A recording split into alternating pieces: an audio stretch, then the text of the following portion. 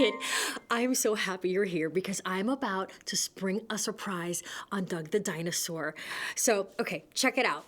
The Little Monster. Cute, right? Well, the Little Monster and Doug the Dinosaur have something in common. Okay, here we go. Doug! Hello, storyteller. Oh, hi, kid. Let's see what we have. Oh, this is a new book, and it glows in the dark. Yes, it does. Do you want to read it with me? Yeah, but... But what? Well, you're not gonna turn off the lights, are you? Well, that's not something we ever do around here. Oh, okay. Well then, where do you want me to sit? Well, actually, just step aside a little bit, Doug. I don't want you to leave just yet. Okay. So, here we go. And... Oh, it's a book dedicated to me. Read it. Okay, it says, to Doug the Dinosaur, that's me. You are brave, and remember to always glow. Oh, that's such a nice message. And that scribble, who is that scribble? That scribble is the author, Sheri. Oh, she signed it for me with that special message. Yes, she did. Oh, I want to cry. But I really want to read this book, so I'm going to wait to cry till after, okay? Good call. Okay, I'm going to sit over there. All right, go ahead. Get yourself comfortable. All right, you comfortable? Because we're going in. Oh, I'm so nervous. I'm throwing the book all over the place. All right. Deep within a secret hollow, nestled in the magic mountains. Hello? We have a problem. Well, Jefferson, I'm literally on page 1 and... Wait a minute. What? Is that my new author button that you brought with you? Yes, because I am mad at the author thing. Okay, why? That's between her and me. No! Don't press a button! Press! And she pressed the button. Oh, hello, Witcheficent. What a surprise. I bet it is.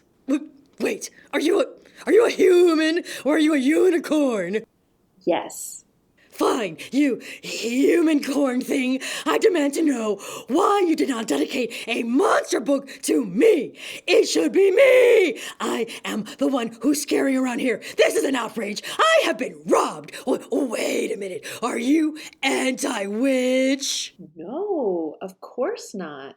But you see, the little monster in my story has something he's really, truly scared of. And you're not scared of anything, are you, Witcheficent? No, I'm not scared of anything. I am the one who scares. So that's why I didn't think this book was for a brave and terrible witch like you. Oh yeah, that's right. I am brave and I am terrible. I am the terriblest. In fact, I have to go right now and go do brave and terrible things. I am done with you human corn things. Do you think she bought it? Actually, I think she did. Whew, that was a close call. No kidding. Happy reading, storyteller. Thanks, Sheri, the human corn. Okay. Now where were we? Oh, yeah, that's right. Page 1. Let me just move my author button. I keep trying to hide this thing, and she keeps finding it. Okay. Deep within a secret hollow, nestled inside the magical mountains, lived a happy little monster who was counting the days until his birthday. As he laid in his bunk bed, his big brother popped up from underneath and said, "Don't tell Mom and Dad I told you, but we're planning a big surprise party for you. All your friends will be there." The little monster could feel the anticipation squirming inside of him as he imagined a celebration bursting with yummy cake and colorful balloons and fun-filled presents and cheery friends. Oh, storyteller. Yes, Doug the Dinosaur. Where is the glowing part? Well, actually, it's on every single page. I would have to turn off the lights to see it. Shall we give it a whirl? No, it's okay. Okay, no problem. Moving on. Okay. At dinner time, the hungry little monster shoveled ooey gooey mashed potatoes. No, not mashed potatoes. No. Let's read that word more closely. Smashed potatoes with worms into his mouth. And just when he thought he couldn't be more content, his mom said, "Now that you're turning 600." 600? Oh, I think that 600 in monster years is actually 6 years old. Oh, okay. That makes sense. Thank you, Doug. Now that you're turning 600, we think that it's time for you to have your own bedroom. Yay! His big brother cheered loudly, realizing that meant that he would also be getting his own room, which is such a big deal. The little monster wanted to feel excited, but wasn't sure how to react. Look at that face. That face says, I'm not sure how to react. He liked sharing a room because his brother always made him laugh and made him feel safe before bed. Are there glowing parts on this page too? Yes, but we'd have to turn off the light, and you probably don't want to do that. No, we should probably keep reading because the kid wants to know what happens next. Yep, kid totally wants to know what's happening next. You're right, Doug. Okay. What worried him the most, little monster now, was being by himself in the dark at bedtime. He's had Big Brother in the room with him this entire time, making him feel safe, making him laugh. But now, it will be nothing but the sounds of silence. Just thinking about it gave him the shivers. Now, monsters were known for their love of the dark. His friends enjoyed parading and stomping and frolicking in the night, but the little monster was too fearful to join them. In fact, he felt ashamed that he was afraid of the dark, so he hid his true feelings from everyone. You know, I think it's so sad when people miss out on something they really want to experience because of fear or shame. I was thinking Yeah? that the kid probably wants to see if the moon and the stars are glowing. Oh, do you want to see if the moon and the stars and the glow in the dark thing is happening on the page? Maybe we could turn off the lights just for like a second so that they don't miss out. Well, okay, if you're sure. I think I'm sure, but just like really fast, okay? Okay, off-screen technical genius. How may I serve you? Please, lights off. Say no more. Oh, look at that. They are glowing. And even some of his friends glow in the dark. And I think the freckles on his legs glow too. Oh, okay. Lights out, please. Off-screen technical genius. As you wish. And we're back. You okay? Yeah, that was cool. I'm going to sit down now. That was very interesting to see. But so far, the poor little monster has not actually experienced any of this. We just did for mere seconds, but he's not even participating because of the shame and the fear that he has about his secret fear of the dark. Oh, now we're in his bedroom. And it's a really cute room, too. Look at the cute bunny slippers. And he's got a stuffy and he's got a blobby. Yeah, that's what that is. And he's got this little toy here and he's got some stars. And, you know, I can feel on the page, it's a little bit different where the glowing and the dark parts are. And that helps you know where the glowing is going to be. And oh, there's a self-portrait and a beautiful pastoral scene. And oh, some prickly plant that also glows in the dark. It's a really cute place. And the first night alone in his new room arrived. It's the night, y'all. His parents kissed him goodnight and turned out the lights. He told himself to be brave and not to imagine all the terrifying things that could be hiding in the murky corners of the room, but it was just too scary. Instead of falling asleep, he stayed awake with his blankets pulled up to his chin to make sure it was safe. His teeth chattered, chatter, chatter, chatter, chatter, chatter, chatter, chatter, chatter, chatter, as he nervously watched and waited for the sun to rise, melting the dark away. Oh, did you say that you think the bunny slippers also glow in the dark? And the stars on his wall, and I think the plant, too. Oh, can I ask the Osprey Technical Genius a question? Be my guest. Osprey Technical Genius! How can I help you? Oh, he's got a big voice. Could you please turn the lights off, but like only for 4 seconds, and then turn them right back on? It shall be done. Oh, look, the plant does glow. Oh, and the bunny slippers are so cute. And the stars. And we're back. That wasn't too bad. Okay, that was just enough. Okay. The next day, the little monster felt exhausted from being up all night. Poor thing, he just wouldn't sleep. He couldn't keep his eyes open at monster school and got in trouble with his teacher for dozing off in class. He'd never gotten a detention before and felt embarrassed. Oh no, he's afraid, and then he's ashamed, and now he's embarrassed on top of everything else. He had to find a way to get some sleep in his new room. The second night arrived, and this time he tried as hard as he could to fall asleep, but his imagination, it's running wild. Shapes and shadows on the walls turned into creepy creatures crawling in the dark. And I already know Doug does not want to see this glowing in the dark. He got so terrified that he ran into his big brother's room. And when he crashed through the door, his brother shrieked, "Ah!" but brushed it off, saying it was just because the little monster had startled him. You don't suppose Big Brother was scared? No, of course not. Can I sleep with you tonight? Asked the little monster. Do you think that the big brother's room glows? Well, let me take a look here. Oh, yeah, that's a... Ooh, yeah, Yeah, we got some glowy parts here. I can feel them. Osprey Technical Genius! Yes. Could you turn the lights off for like 5 seconds only and then turn them right back on? Will do. Oh, look, the soccer ball on the shelf. It does glow, and the lights and the stars. And we're back. Yay! Call me crazy. Crazy! But he's getting braver by the second. Well, I suppose, grunted his big brother.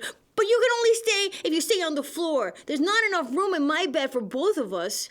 So the little monster is lying here on the floor next to Big Brother. And he wondered if his brother was just pretending not to be anxious and was secretly happy that he was sleeping in the same room again. I have a similar suspicion. When he woke up the next morning, the little monster felt as stiff as a board and couldn't move his neck. Ouch. Oh, that's the worst when you sleep in a bad position and you're all like, ugh, for the rest of the day. Ugh. He was so sore that he couldn't even play in his school's monster soccer game. Sleeping on the floor was not going to work either. He had to try something else. Gosh, this whole fear factor is really messing with so many aspects of his life. Yeah, I noticed that his fear is really getting in the way. That's a good observation, Doug. The third night arrived. The little monster made, look at that, a sleep mask to place over his eyes so that the shadows wouldn't scare him. That one's mine. That's my mask. Everything was going well, and he was almost asleep. Oh, so close. When a strange noise startled him wide awake. Grrr. He told himself there was nothing to be afraid of. But the goosebumps under his fur told him a different story. Oh! He couldn't take it anymore. He felt so scared that he started screaming. His mom and dad hurried into the room to comfort him, and the little monster sobbed as he finally shared his truth that he was afraid of the dark. He confessed that he didn't want it to seem like he wasn't a real monster like his friends who loved the dark. He didn't want to seem like he was not a good enough monster. Can you blame him? His dad consoled him and said, "It's okay to be afraid. We're proud of you for sharing your feelings." "That's right," his mom reassured him. "Admitting that you're afraid of something takes real monster bravery." I have to tell you something. What is it, Doug the Dinosaur? I am You can do it. I am also afraid of the dark. It's okay, Doug. I kind of already knew. You did? Well, you do make me turn on like 5 nightlights in your room before bed. Oh, I guess that's true. Oh, do you still love me? What kind of a question is that? I mean, okay, kid, do you still love Doug? And you know I still love you, Doug. And I think that you showed not monster bravery because you're not a monster, but you showed half dinosaur, half dragon bravery in telling the truth to everyone. I want to be brave. We all want to be brave, and step 1 is admitting when you feel afraid. That was very brave. You know, being brave doesn't mean that you feel no fear. Being brave actually means that you are afraid of something and you do it anyway. That's what being brave is. Together, the little monster and his parents created a plan. Okay, that evening, he set a flashlight right there by his bed in case he needed to get up during the night. And he found some glowing orbs. Here we go. Oh, these are pretty. Ooh, yeah, they glow. Glowing orbs, and he hung them around his room as night lights. And then he put on his favorite superhero pajamas and cuddled up with his snuggliest stuffed animal so that he would feel courageous. And after his parents finished reading his KidTime StoryTime bedtime story and left the room, he noticed some light from the window peeking in from under his curtain. So he bumbled out of bed and opened the curtains so the light of the moon and the stars streamed into his room from beyond the mountains. I am ready to face my fears. Really? Yes, if Little Monster can do it, so can I. Yeah, you can. Off-screen technical genius! I smell magic. He's got such a big voice. Please turn off the lights for 10 whole seconds. Pretty please. Roger that. Oh, it's so beautiful. Oh, his pajamas light up and the glow in the dark orbs are lighting up and the light through the window is beautiful. And we're back. And we survived. Yay! Yes. When the shadows and noises appeared, he didn't feel as frightened as before, and the moon glow comforted him as he gazed peacefully at the stars in the night sky and drifted off to dreamland. The next morning, the little monster was delighted to discover that he had slept through the night. Hallelujah!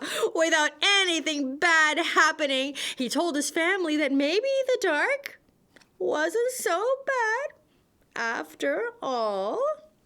His brother stomped into the room, boom, boom, boom, boom, boom, and proclaimed, "Well, if Little Monster isn't afraid anymore, then I don't have to be either." We were right. Our suspicions were true.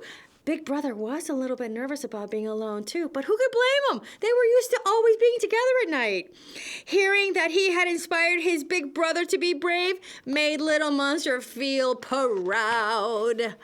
The little monster's birthday finally arrived, and now that he loved the dark, his parents decided to throw him a nighttime party by the pool outside under the stars. And, okay, these monsters have an amazing backyard situation with the whole waterfall surrounded by mountains. Nice. There was a giant birthday cake, twinkling party lights, and of course, monstery games. As he opened his presents, he was delighted to discover night vision goggles. And a glow-in-the-dark wall decorations. Awesome. And the best gift of all? A pet glowworm. That night, Little Monster enjoyed parading and stomping and frolicking with his friends through the mountains in the moonlight. He even did a monstrous cannonball into the pool. Splash! Lights out! Oh, look, the cake is glowing in the dark, and so is the glowworm in the corner, and the stars are sparkling, and some of his friends glow in the dark, too. Oh, this is beautiful. And we're back.